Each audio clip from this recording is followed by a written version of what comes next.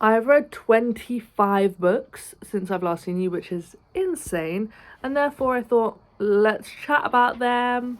Let's have a little yap session. The sun don't need a reason to burn. It just do what it do. Yeah. It's actually more insane because I read 16 books in March and only 9 in April. Only 9 is a bit of a stretch, okay, but 16 in April, like, that's more than one every 2 days. Like, am I okay? I don't know. I don't leave the house much, and I feel like those two things are quite correlated. Just as a reminder, I don't really read physical books, so like I wish I could have a fat stack to show you, but I do not. However, I am going to have physical books soon, but I'll chat about that in my TBR video instead because it makes more sense.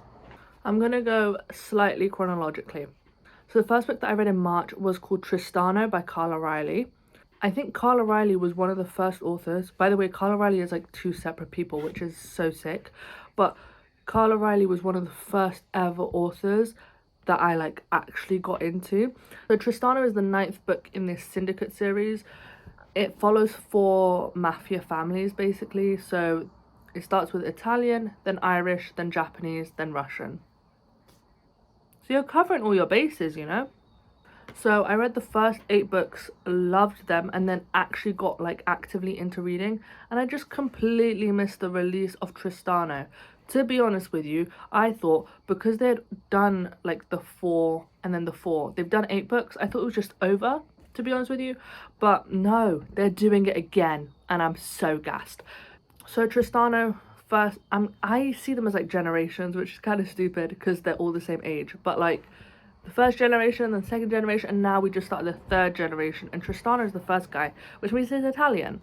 In all of these, you've heard about the characters in the previous book, so you've kind of already got like the dynamic and stuff. It was a bit tricky to get back into it because it was like a while back, but then it just felt like coming home, you know? It was like, wow, I know this world so well. It was so cute. So this book follows Tristano, who's, as I said, Italian mafia. He worked a lot with the Irish, though. They're currently trying to tackle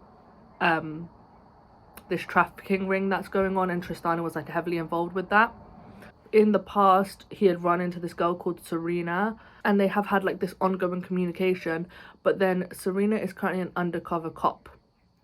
We know cop mafia is like Romeo Juliet, that kind of forbidden romance, not the I'm a paedophile kind of romance. Don't clip that. But then when Serena is working undercover, she gets taken and Tristano helps get her back. So a lot of the book focuses on taking down this trafficking ring, but also working through their relationship and like the taboo nature of it, you know? I ended up giving this a 4 stars because I really did enjoy like the whole world.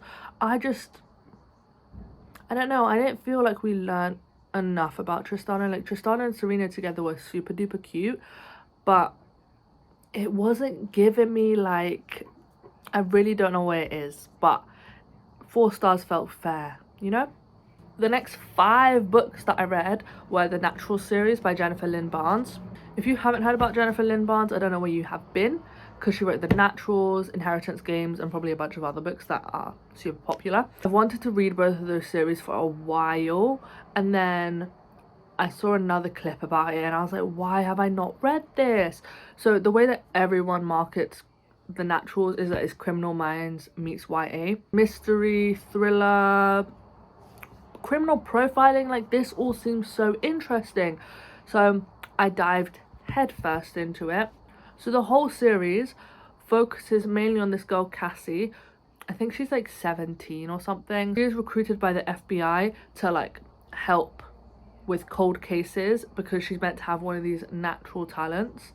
Like 5 years ago or something, her mother was like brutally attacked and they couldn't find her body, so everyone just assumed that she was dead. But Cassie is like kind of still holding on to this idea that she is still alive, she's just missing.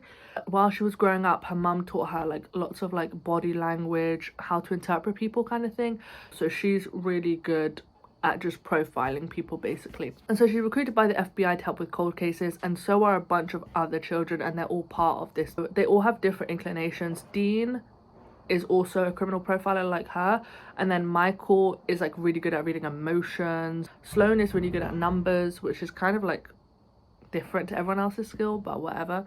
And then Leah is like a human lie detector, basically. She's really cool. But yeah, obviously they all have their own traumas, and you work through that during the during the series. So each book kind of focuses on a different case and kind of just peels back the layers of each person and what kind of traumas they have went through in their lives, because obviously they don't just have these natural affinities for stuff. This is survival tactics, basically. I would say this is like a 5-star series overall. It was so amazing. The first 2 books I gave her 4 stars, which now I'm thinking is a bit harsh. Like, I feel like it could have been a 4.5 easily. I just wasn't a fan of the love triangle that they had going on. I think the cases in themselves were super interesting. The first one, the plot twist came out of left field. I had no idea.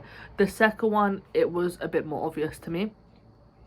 But both of them were really, really good. I really enjoyed them. I just liked this concept in general, you know. It also just all felt a bit unrealistic, but just by like a little bit. Whereas the third and the fourth book, it was like, oh, you think it's unrealistic? We're gonna make it like so unrealistic. Like, we're gonna be like, wow, this is a magical world. This is fantasy.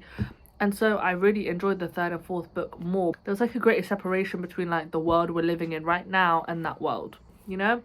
Because like the idea of teenagers being recruited by the FBI, maybe this is like a real thing and this is actually meant to be an expose. That'd be kind of crazy.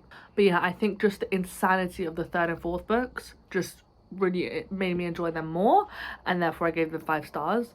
The fifth book is like a novella, so it's like a 4.5, right? And this is like based in the future, where now like everyone else is in charge of the program, because obviously before it was not ethical. So they're like being smart about it now. They're being called in to help with a current ongoing case. Yeah, I didn't really enjoy this one that much.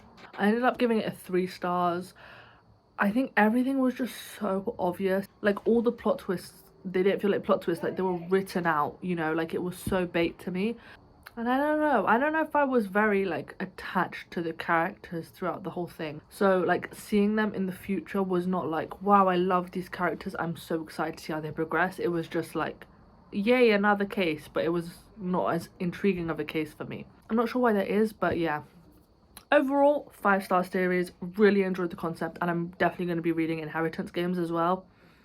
I don't actually really know what that's about, but I always go into my books blind, so that's all right with me. So that brings us up to 6 books, and then the 7th book that I read was another one by Carla Riley. Again, it's another one that I missed, and that pushed me to create a series tracker on my Notion, so I will no longer ever be missing new updates to the series that I love, because why would I ever rob myself of that joy?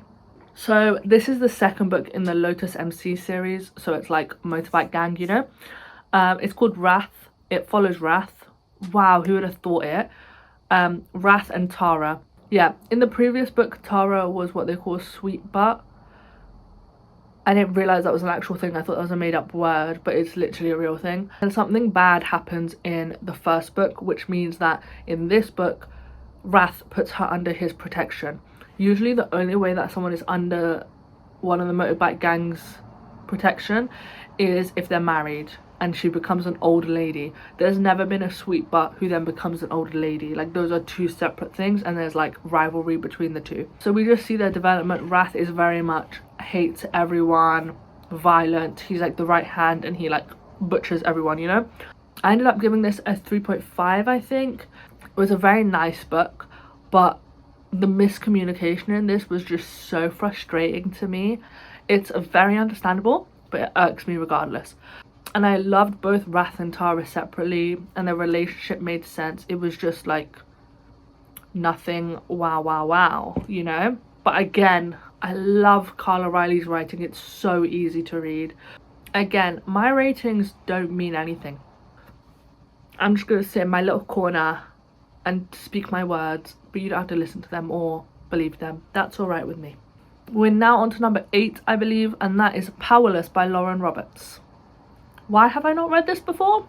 I don't know, lad. It's been on my list. Like, it's been on my list, and I swear the novella is coming out or has already come out, so it's definitely going to be on my TBR for the next month. In Powerless, previously there had been like a plague which gave everyone like these powers, and then they became elites, and then people who weren't given powers, they were called ordinaries.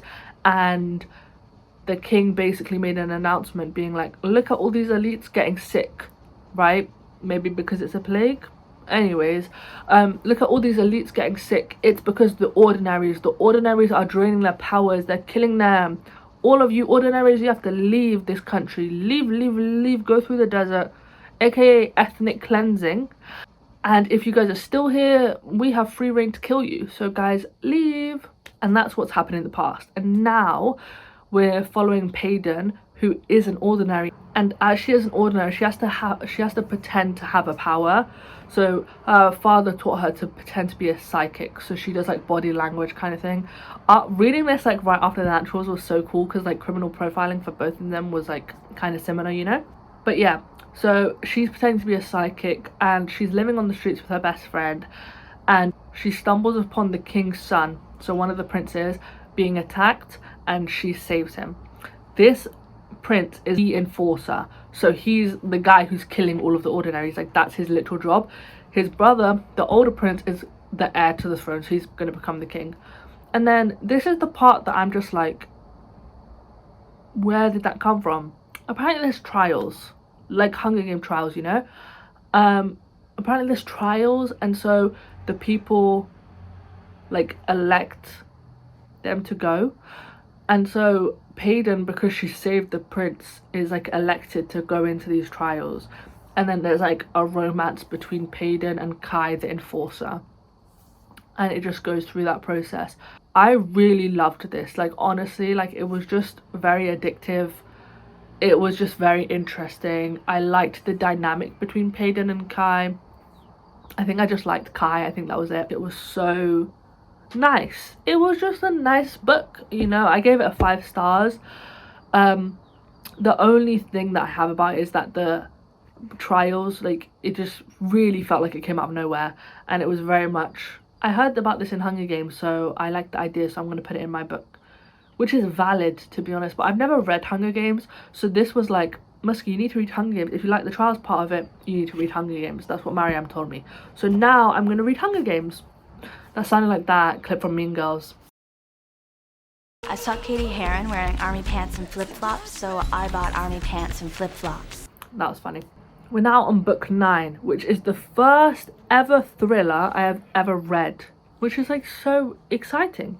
I read Then She Was Gone by Lisa Jewell.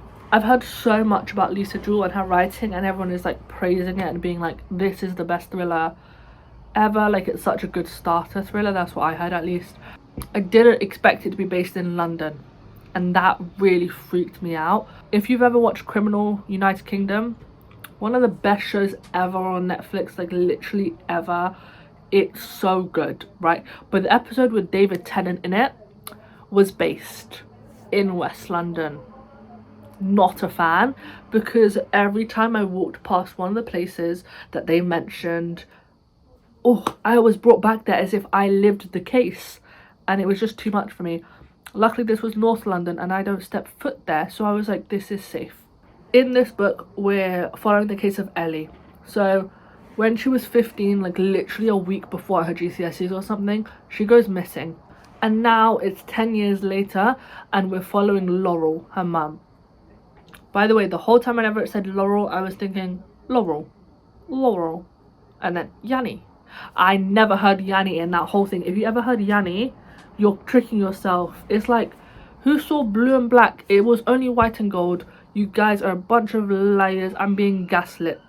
The way this was written was so addictive. Like, it was just, we kept on flicking back from Ellie 10 years ago in her perspective, and then in the perspective of the mum, and then also later on in the book when you find out who took her and like what happened to her, you get to see the perspective of the kidnapper, and it's just insane. And it's like, the way it's written, I was like feasting on it. It was so insane, it was so creepy, it was just so well written. Like, I really enjoyed it. Saying all that, I ended up giving it a 3.5.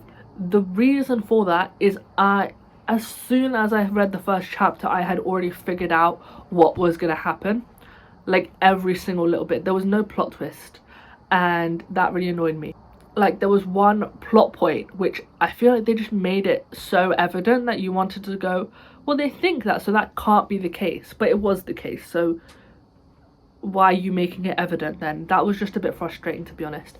But overall, such a good first thriller for me to read. Like, I still think about it very regularly, and it's like insane, and it's so wow. I'm definitely going to be reading more of Liese, and I need to just read more thrillers because I want to like branch out my genres anyways. And then I was like, wow, I've branched my genre, we're going to go straight back to my comfort zone. And what is my comfort zone? Mafia romance. And I feel like that's not what you're meant to say as a sentence, but I just said it. So then I decided, let's read the whole of the Souza Cartel series by Autumn Archer. I have never heard anyone speak about this, and I was like, why is it on my list? But then it was, and I was like, why not? Go on then. So how this series is formatted is that they're in duet. So the first two books, Hostile Heir and Hostile King, follow Thomas and Kristina. By the way, it's Souza Cartel, so it's cartel, not mafia. I know I said mafia, but there is a difference. I felt very much like actually, there is a difference.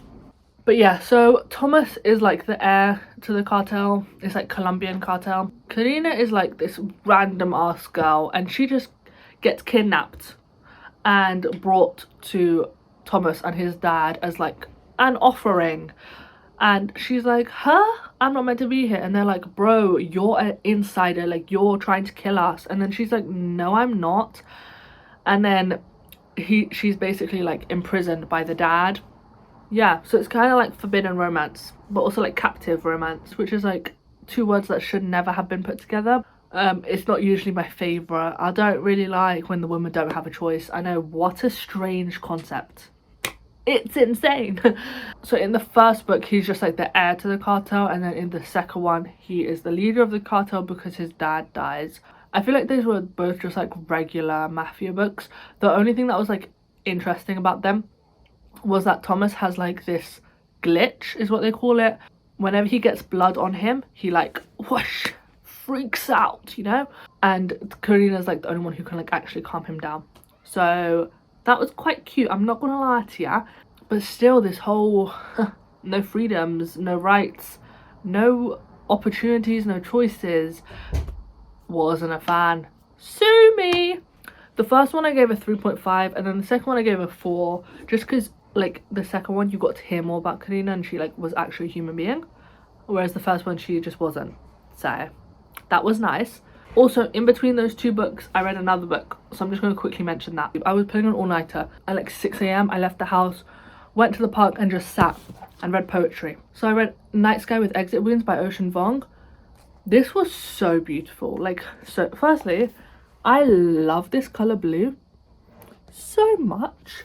And this was like so moving. I love poetry so much. I love quotes, and therefore obviously I would love poetry. And I loved the different forms of poetry that he used in this. Like, you have these where there's like time jumps in between, and then there's big paragraphs, and then you have this which is like, you know, fractured poetry, and I think that's the word, but like rather than full lines, you know. So interesting formatting. And then you've also just got big chunks of text, but all of it is so beautifully written. So this poetry collection is so good at discussing grief and war and loss, and just, it's so powerful. Again, I love poetry. My favourite ever poetry book is Give This Heart a Pen by Sophia Thakor. I bought, I think, 8 copies, and I just started handing them out. I was like, who am I meeting in the next 2 weeks? Buying a book for every single one. And I literally went and I highlighted all my favourite quotes and I just gave them. Afterwards, I was like, I looked like I was promoting her book. Like, I look like I'm her agent. And actually, I have nothing against that. Because, wow, I think that's the book that like actually got me into poetry. But yeah, love this. I'm definitely going to be reading more of Ocean Vuong. It was also just the most beautiful atmosphere ever. But I literally just sat in the park with no one around, and it was just gorgeous, and it was so lovely. And like at one point there was a spider which crawled on my book, and I love spiders so much. I ended up giving this a 4.5. I loved it, I loved it, I loved it. Yeah, I don't think I've had enough time to sit with it, I guess, but so far it's at a 4.5. It definitely has potential to grow from that. Really, really, really, really, really, really, really recommend. Definitely going to be reading more of Ocean Vuong because the writing is beautiful. And now back to our little stupid romances. The next duet in the series is Hostile Vows and Hostile Bond. So this follows Andre and Sinead. All of the books follow the brothers in this. So Thomas is the oldest brother, and then there's twin brothers, Andre and Giovanni. So we're following Andre first. There's also their younger brother Mateus, but we'll get into that in a second. Andre and Sinead both grew up together. They kind of had a crush on one another. They were best friends, childhood best friends, you know. And then Sinead just went away and disappeared without a trace. And then now they found each other again because Sinead has connected with her father that she had never met before, and he turns out to be this mafia cartel boss or something, and he's trying to sell her off to an arranged marriage. And Andre is like, don't get her to marry someone else, just get her to marry me. And so now it's not even marriage convenience, again it's forced marriage. There's no choice in the matter. This is one of the only like second chance kind of romances that I like this setup at least, where it's not like they've cheated. It's not like, you know, they used to know each other, you know, like they just grew apart. You can't blame them for that. It's like no one did anything wrong in either case. Because I feel like whenever I do read second chance, I don't gravitate towards it, definitely, but whenever I do read second chance, I always just have a grudge against someone, and I don't like that. Again, Sinead didn't have a choice, and again, I didn't enjoy that. So I gave the first one a 3.5 and then the second one a 3. Yeah, I feel like in the second one, at least he proved himself a bit more, because he like proved that he actually cared about Sinead. I can't really go into why because it'd be a spoiler, but still, it was just like, if you actually did care about her, you'd not have married her in the first place. So then you just like forced her to be under the control of a different man, which I'm not a fan of. The next duet is Hostile Secret and Hostile Devil. So this follows Giovanni, Andre's twin brother, right? And India. So Giovanni is like the reclusive one of them all. Like literally no one knows where he lives. Like no one knows his postcode. It's insane. And he's like the sniper, you know? Like Andre is the playboy. Thomas is like the heir. Mateus is like the clean-cut lawyer. And Giovanni is the, who even are you? Like, we actually don't know a thing about you. You know, dark, mysterious, kind of a psycho, all of the above. And India is Andre's best friend's little sister. Does that make sense? Giovanni and India haven't like really spoken to each other since, like they don't really chat at all. Giovanni don't really have friends. Loser, couldn't relate. Sorry. Andre is like moving away, and he's like, bro, you need to take care of India now. And so India has to move in to his abode. Love that word, by the way. And obviously because he's so secretive and reclusive and mysterious, he's not a fan of this. But it's kind of like forced proximity. I really enjoyed this. I'm not gonna lie to you, I really did enjoy this.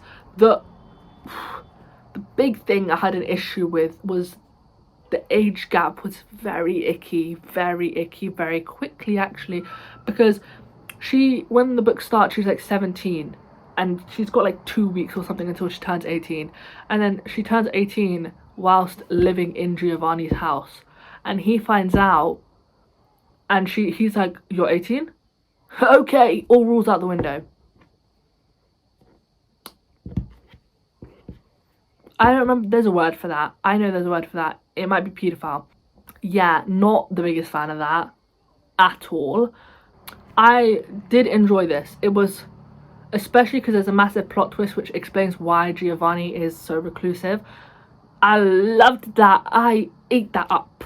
Ew, it's one of my favourite ever tropes, and I was like, yes, that's gorgeous, gorgeous, gorgeous, gorgeous. But yeah, overall I gave it a 4. I feel like that's kind of fair. The age gap was weird, but everything else was okay. But age gap is whoosh, too much. That trope that I loved continued into the second book, obviously, and now you've kind of forgotten about the age gap, which I feel like a bit of gaslighting is needed, but that's all right. It's like putting a plaster on a band-aid. What the hell? What's it called? Putting a band-aid on a gunshot or something, right? That's a saying. You know what I mean.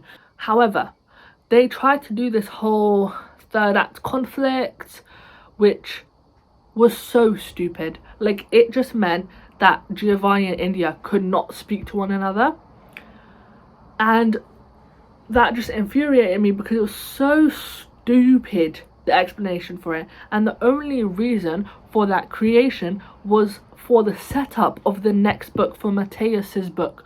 That was the only reason it was created. Like, they were set up for a happily ever after, and then they were like, actually no, because of that third act conflict thingamajig breakup, it was all orchestrated. And I know it's a book and I know it's meant to shush, didn't enjoy it, and therefore I gave it a 4 stars. The last one so far, 7 books, right? And you're like, no, it's a duet, it should be 8. I agree. We're still waiting on the second part of this duet, and I am not waiting patiently. I am thinking about it day and night. It's insane. So obviously we've done the 3 brothers. The last brother to go is Mateus. He's the youngest brother, clean-cut lawyer. No, he's never killed a person, right? Everyone else, they have these little rings, and they're meant to be like, look, I killed someone, here's a ring. Weird concept. It's so good. This one was amazing. It was a 4.5. I just spoiled that for you, but I actually don't care. It was so good. It was so good. And the sole reason for that is the love interest actually had choices. This follows Mateus and Danny. So as I said, he's like clean-cut lawyer, never killed anyone, all of this stuff, but he wants to like prove himself, and he's like, look, I could kill people. So he does kill people, and he's like, look, now Giovanni, can you train me under you? You're the best hitman I know. I can train under you, and then I can go great. He's also training Danny, okay? And Danny is the right hand of their like nemesis, basically. So now Danny and Mateus are training together. So it's forbidden romance, but like not in the icky age gap way, in the Romeo Juliet way, which is the correct way. Their banter is so good, and they both like stick up for themselves. I feel like she actually has like power, you know, like in this dynamic, whereas in the other ones, no, that's abuse. I think that's what that's called. Yeah, and like the end, I just got hit with like 4 different plot twists at the end, and I was like, are you being serious? Am I actually being left on this much of a cliffhanger? And I am. I'm so excited, like so excited. And it's probably going to be the last book in the series because it's the last brother, and that's really sad. But I'm definitely going to read more of Autumn Archer. Her writing is just so easy to read and so easy to follow. That was also the first book that I read in April, by the way. All the other ones I'd read in March. As I said, I did not leave the house much. However, in April, I had an assignment due. I needed to start revising for my exam. I needed to start applying for jobs. So I only read 9 books. Only, we know, that's not the correct word. I then read the Kings of Sin series by Anna Huang. I haven't read King of Sloth yet, so I'm going to read that next month, aka right now, May. But I will tell you about my thoughts about the first 3 books right now. So King of Wrath follows Dante and Vivian. Dante's like a billionaire CEO. Vivian is like the daughter to this like jewelry business or something. And Dante is blackmailed by Vivian's dad to marry her. So it's like an arranged marriage thing, right? It's just like a regular billionaire, regular arranged marriage, regular marriage of convenience, you know? When I heard the words King of Wrath, I thought, okay, we're gonna have an angry man. You know, he's gonna be so pissed off at the world. He's gonna be killing left, right, centre. You know, he's gonna be a hitman. That's what made sense to me personally. And then I started reading and it was billionaire. I then figured out, like, the whole idea of the Kings of Sin series is that the man has to like overcome this sin, like wrath, you know, for the love of the female main character. Like, that's the point of it. I didn't really put 2 and 2 together, and that is completely my bad. But I still was expecting like hitman, and it was like billionaire who hasn't really had much issue in life, and I didn't really like that. please put everything I say with a pinch of salt, just generally, but also in this case, because I don't like billionaires, I don't like rich people. Yeah, so I don't really want them to be happy in life. Tough luck. Okay, that was a bit far, but like, yeah, I just haven't really ever enjoyed billionaire romances, I'm not gonna lie to you. Like, the Dreamland Billionaire series, the only one I liked in that was the last one, Final Offer, I think, where he's like actually got issues and he's trying to work through them. But yeah, so 4 stars felt fair to me personally, with my reputation as a rich hater. The second book was definitely my favourite. So this was King of Greed. This follows Kai and Isabella. Kai is very like polished, reputation is important to him, and then Isabella is like fun and outgoing and extroverted, you know? It very much reminded me of The Madness Obsession by Danielle Laurie as part of the Maid series.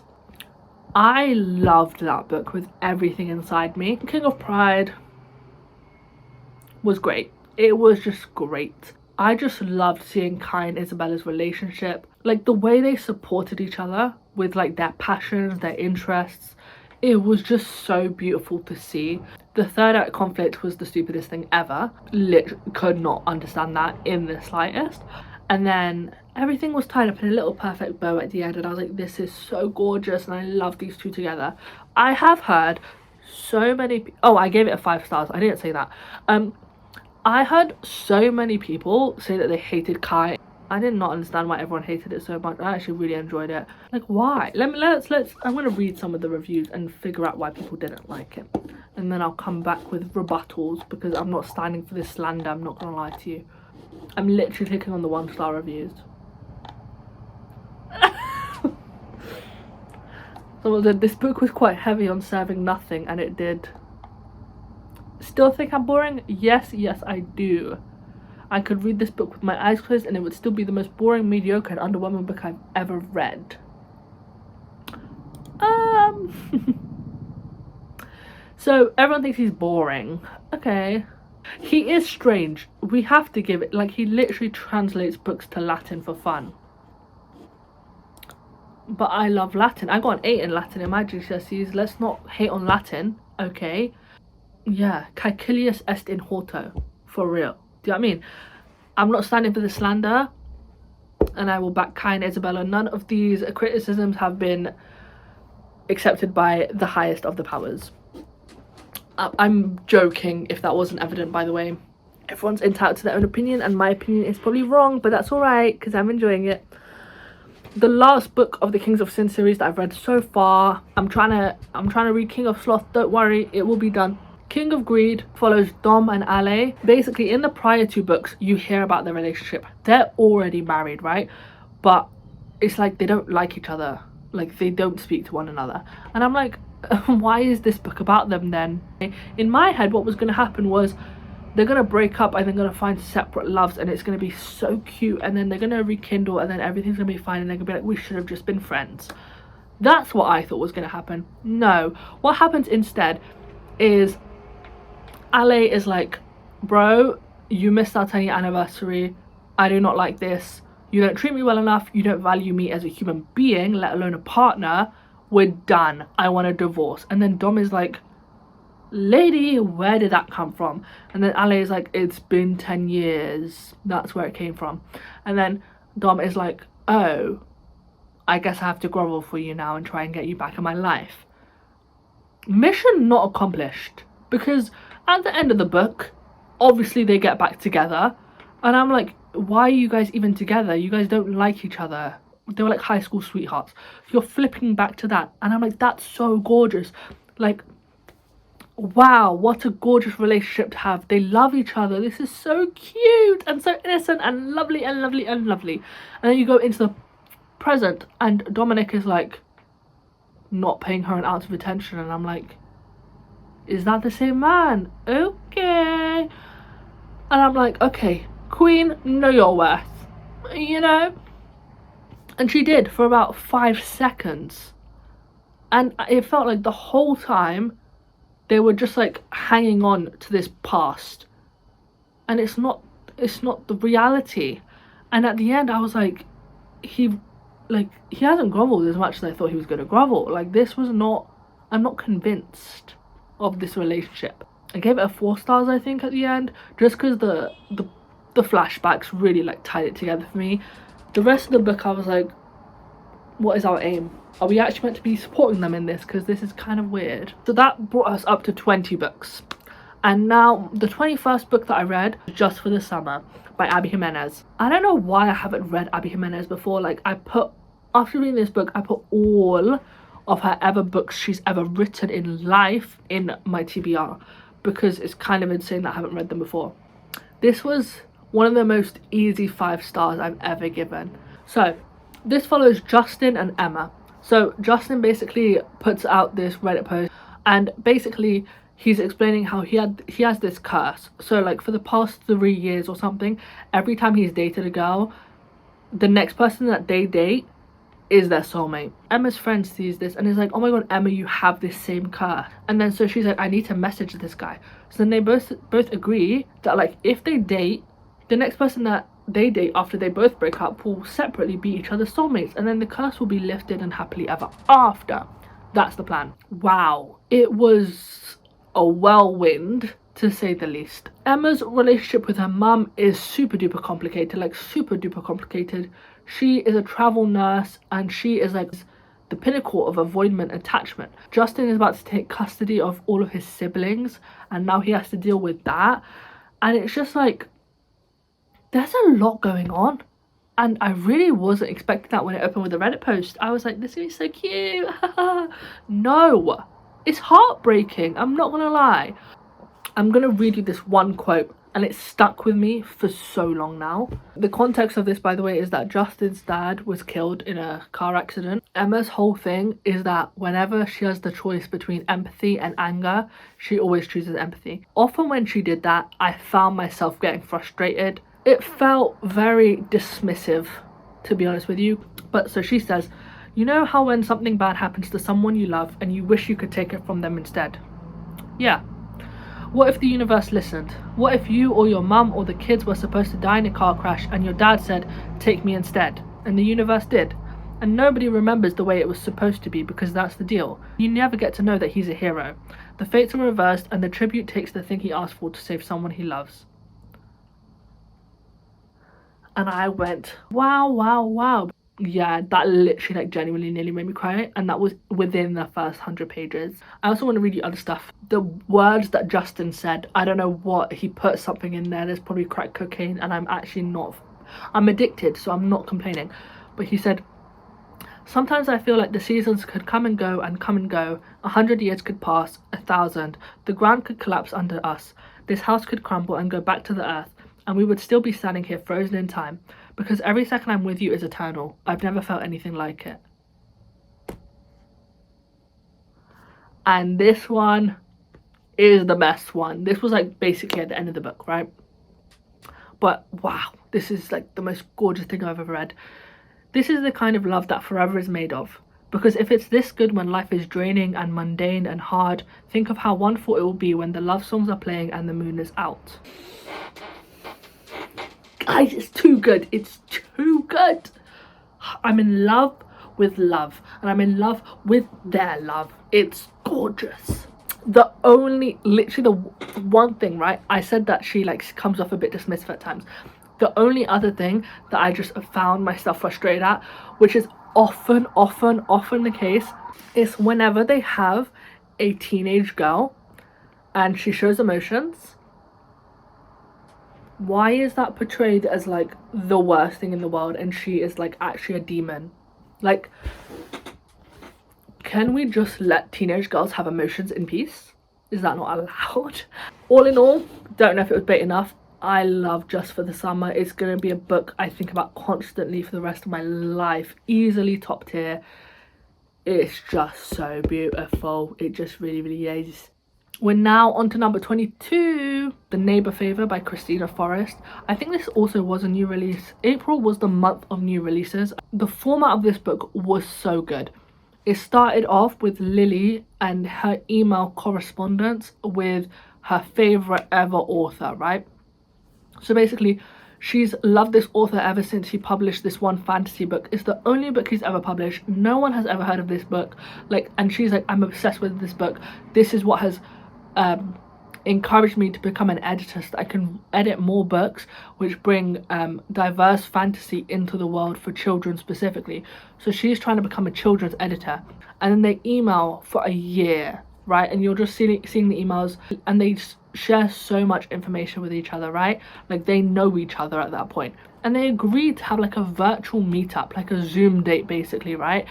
And then he just ghosts her, and then she's like, oh my god, that was so embarrassing, and doesn't tell anyone about it. It's like, what? No, no, no. So her sisters have been trying to set her up for ages, and then one of her sisters is going to get married, and they're like, bro, you need a date to the wedding. And she's like, I will find my own date, okay? Leave me alone. And they're like, you haven't been able to find your own date before? Rude, by the way. And then she's like, well, if I find myself a date, will you guys leave me alone? So now she needs to find a date. The only man she can think of is her neighbour. So she tries to approach him, and then they just go from there. Turns out, obviously, that her neighbour Nick is the author. Hidden identity kind of situation, you know?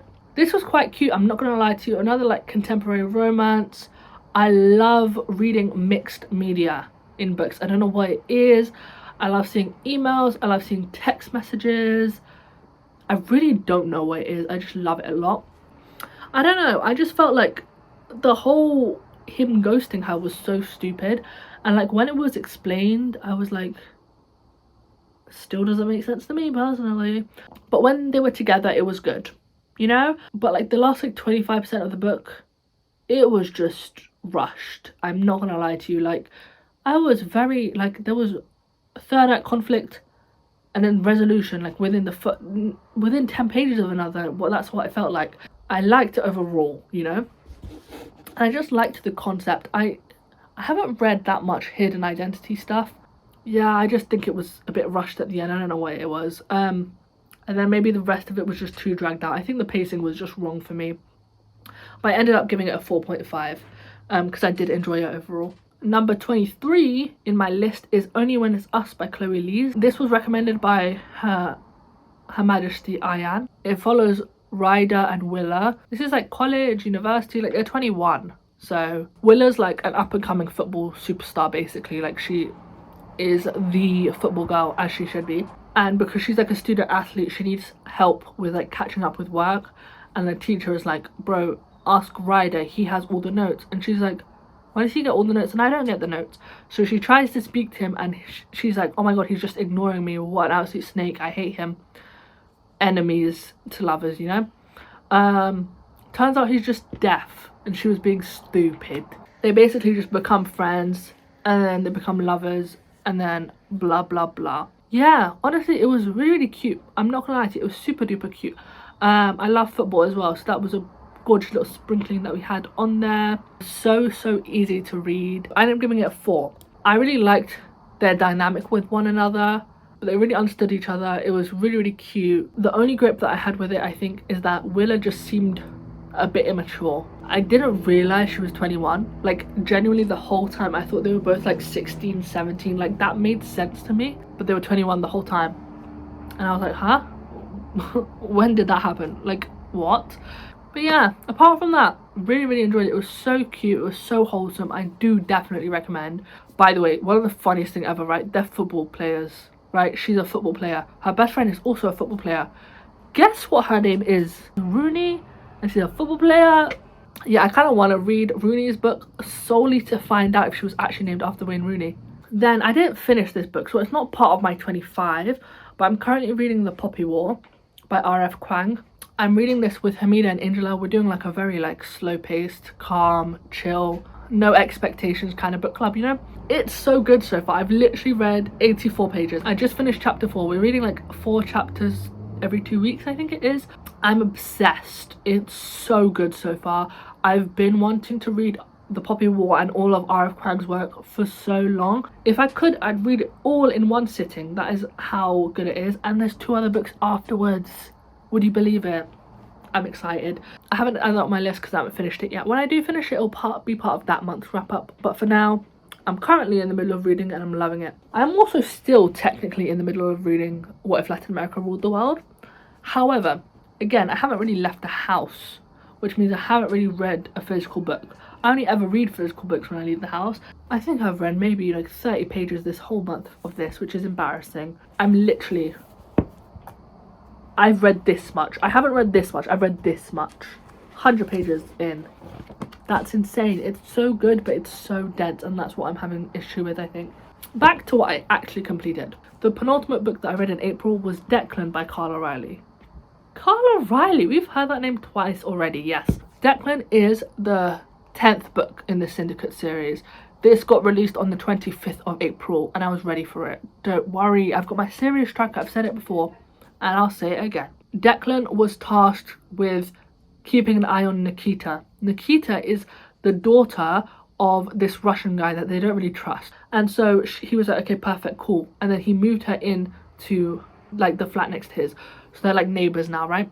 And they've basically had like enemies to lovers going on this whole time for like the past year that they've been living opposite each other. It's like reversed Grumpy Sunshine, right? Obsessed. Easily. Wow, it was just such a good book, and it was really interesting seeing the development of Nikita. She was raised around violence, and she was raised around men not loving women. Like, that was not a thing. They only abused women, and like the support that Declan shows was just like so beautiful to see. And like they both, I think, just like nurtured one another. Like, it was so cute. And also we got to see more of Tristano in this book. We got to see Tristano and Serena's personalities a bit more, and I really liked that. Literally the only thing that I didn't like was when Declan was like being rude to Tristano. I was like, don't do that to him, he's just such a cutie pie, you can't do that. But yeah, I really liked this book, like a lot. I gave it a 5 stars. The plot was so good as well. Like, the romance was cute, we know this, right? I've said all of that. But the plot, in terms of the mafia stuff that was happening, like the trafficking ring and the developments with that, and the developments with Nikita's dad, whoosh, it was so twisty, it was so good, it was so it was so deranged. The whole main plot twist, right, it was insane. It was insane, and I was like, that is so vile, but that was so perfectly executed. I don't even know what to say to you, it was just so good. And again, Carla Riley smashed it out the park, as they should. Okay, and then the last book, which technically I did read today, which is technically May, but shush, is Scythe by Neal Shusterman. I used to call this Scythe, and apparently it's Scythe. Wow, I don't even know what to say. Literally, I finished this like a couple hours ago, and I was like, Musky, you need to tell everyone about every single book you read just so that you can talk about this book. It's so good. It's so good. There's 2 more books in this, I think. Mariam gave this to me, and she was like, read this. And I was like, okay. And I trust Mariam's recommendations, obviously. And I was like, I'm gonna read this. And I read it. Wow. Wow. It's so far in the future that humans have like learned everything they can about humans. Humans don't die naturally anymore. There's no diseases, nothing like that. Even if someone got ran over by a truck, they can be healed within 2 days. If you get stabbed, your own body will heal itself. Because of that, humans don't die naturally anymore. So now scythes are in charge of killing people to like curb the population. They don't call it killing, by the way, they call it gleaning, because it's like a compulsory thing that everyone is aware of, even if they're scared of it. These people are meant to like randomly glean 5 people a week on average, right? Scythes can choose apprentices, basically, which are just like regular people. We're following Rowan and Citra, who are both like 16 or something, and they have both been chosen as apprentices for Scythe Faraday. All the scythes are named after historical patron they've chosen themselves. So he chose Michael Faraday, I think, the physicist, right? They have to battle with whether they want to be scythes, because that's obviously insane. Like, you have to kill 5 people a week. It's just so good. I don't even know. I gave it a 5 star, obviously. Like, this is a top tier book. The way this guy like built the world was so good. Like, it was so easy to follow. Also, these scythes have to like keep a journal every day, and so you're seeing a bit of these journals. The first book felt like kind of slow paced, but it was like world building. Obviously, the second half of this book was insane. I felt seasick by the end of it. It was insane. There were so many plot twists. It was so twisty. It was so addictive. It was so fast paced. I loved it so much. I devoured this book. Highly, highly recommend this book. This was gorgeous. I spoke so much, my throat is sore now. It's insane. I did warn you I'd be yapping, so I hope that warning was well heeded. I'm going to put up the statistics of everything. So as we know, I read 25 books over this period. I read this many pages. I read for this many hours. In terms of what genres I read, this was the breakdown. For my romance books, this was my main trope. And then this is the general chart, I guess. My average rating for all of my books was this. These were all my 5-star reads. My favourite book is a tie between Just for the Summer by Abby Jimenez and Scythe by Neal Shusterman. This period of reading was very, very fun. I read so many books, so many books, it's insane. I'm excited to choose my TBR. That's what I'm going to film a bit later today. I don't know when you'll see it, but I'm going to record it today. I hope you enjoyed. I hope I didn't chat your ear off too much, you know. I'll see you in the next one, hopefully. Have a lovely day. 1, 2, 3, 4. The sun don't need a reason to burn. It just do what it do, yeah. And I don't have a reason to say why I stand, but I do, yes I do, yeah. I love the unknown, like why the universe holds you, with no reason I'm wrong, to bring some peace to my soul, yeah. I'm tryna get back to that good feeling. I remember you was with that, ain't nothing gotta change. I've been thinking about my reason, purpose for living. Make me realize that I'm only here to love and to live, yeah.